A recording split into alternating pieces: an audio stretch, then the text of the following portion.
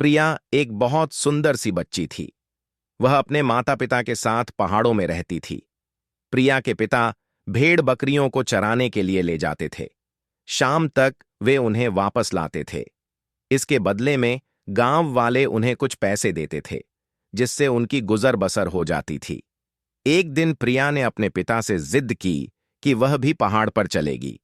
उसके पिता ने प्रिया की बात मान ली, लेकिन उससे कहा, बेटी, मैं तुझे ले तो जाऊंगा, लेकिन तुझे मुझसे वादा करना होगा कि तू अकेली इधर उधर नहीं जाएगी।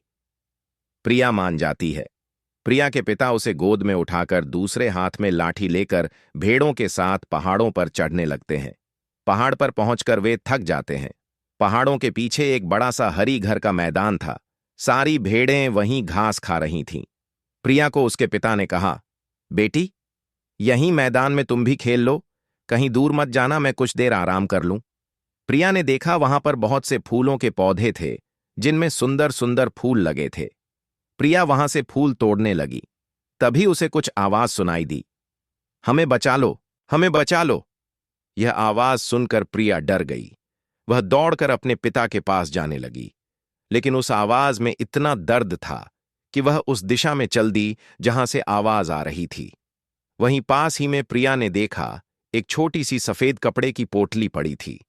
वह पोटली के पास गई तो पोटली हिलने लगी। उसमें से आवाज आ रही थी, हमें आजाद कर दो, हमें बचा लो। प्रिया ने डरते डरते पोटली खोली। पोटली अभी पूरी खुली भी नहीं थी कि उसमें से 3-4 रंग बिरंगी चिड़ियां उड़कर बाहर आ गईं। प्रिया डर गई, लेकिन उनमें से एक चिड़िया ने प्रिया के सामने आकर कहा, डरो नहीं, हमें तुम्हें नुकसान नहीं पहुंचाएंगी। चिड़िया को इंसान की आवाज में बोलते देखकर प्रिया ने डरते हुए कहा, तुम सब हमारी आवाज में कैसे बात कर रही हो? एक नीली चिड़िया ने कहा, हम दूर देश की राजकुमारियां थीं। एक जादूगर ने हमें यहां कैद कर रखा था। हमारे पिता से उसने हमें छोड़ने के बदले राज्य मांग लिया। राज्य लेने के बाद भी उसने हमें नहीं छोड़ा। प्रिया ने पूछा, लेकिन अब क्या होगा? तुम वापस अपने असली रूप में कैसे आओगी? यह सुनकर एक चिड़िया ने बताया, इस पोटली को अगर तुम तोड़ दो तो जादूगर का जादू खत्म हो जाएगा और हम असली रूप में आ जाएंगे। जादूगर का जादू खत्म होते ही हमारे पिता भी आजाद हो जाएंगे। फिर वो जादूगर को कैद कर लेंगे। प्रिया बोली, बस इतनी सी बात। यह कहकर प्रिया उस पोटली को उठाकर जोर से जमीन में मारती है।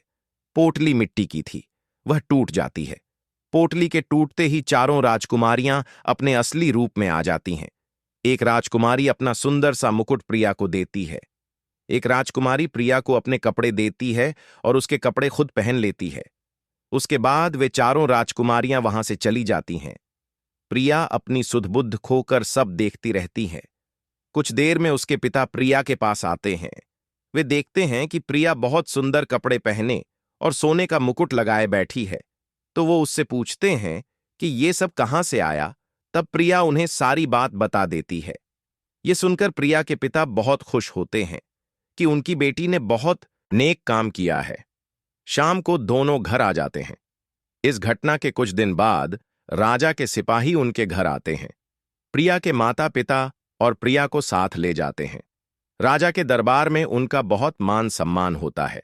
राजा उन्हें अपने राजमहल में रख लेते हैं। प्रिया अब पूरा दिन उन राजकुमारियों के साथ खेलती रहती थी, लेकिन कुछ दिन बाद प्रिया बहुत उदास रहने लगी। उसका कहीं भी मन नहीं लगता था। एक दिन राजा ने प्रिया के पिता को बुलाकर इसका राज पूछा, तो उन्होंने कहा, राजा जी, आपका महल बहुत सुंदर है, लेकिन हम लोग पहाड़ पर रहने वाले हैं। हमें यहां घुटन महसूस हो रही है। वहां टूटे घर में भी बहुत शांति थी। प्रिया भी पहाड़ों को याद करके उदास हो गई है। राजा उनकी बात समझ जाता है।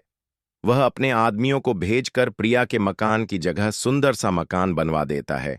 उसके बाद राजा बहुत सारे उपहारों के साथ उन तीनों को विदा करता है। प्रिया अपने घर पहुंचकर बहुत खुश हो जाती है।